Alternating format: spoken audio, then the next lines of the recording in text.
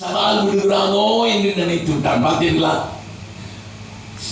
சவுலுடைய நினைப்பு பெலிஸ்தியர் கையிலே விழுந்து விட வேண்டும் என்று தாவீது என்ன சொல்லுகிறான் பாருங்கள்.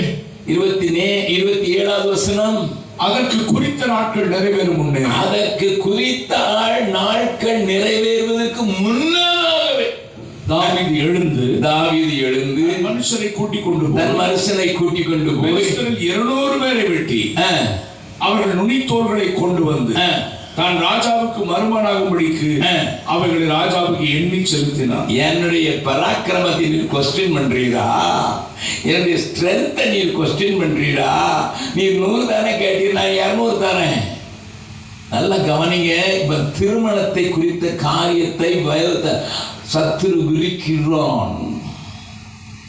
தாவீது எங்கேயாவது ஆண்டவரத்துல போய், ஆண்டவரே எனக்கு திருமணங்கிறது சாதாரணமான வாழ்க்கை இல்லையே, அது பெர்மனன்ட் லைஃப் ஆயிடுச்சு.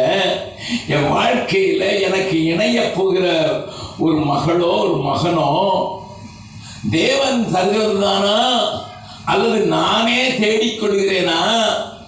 தேவன் தான் இதை நியமித்திருக்கிறாரா இல்லை நானே என்னுடைய ஆசைக்கு தகுந்தாற் போல் நான் பெற்றுக்கொள்ள விரும்புகிறேனா என்று அவன் ஒரு கேள்வி கேட்க முடியாதபடி அவனுக்கு தன்னுடைய வீரத்தின் மேல் தான் அதிக நம்பிக்கை இருந்தது. 100 கேட்ட 200 தானையா?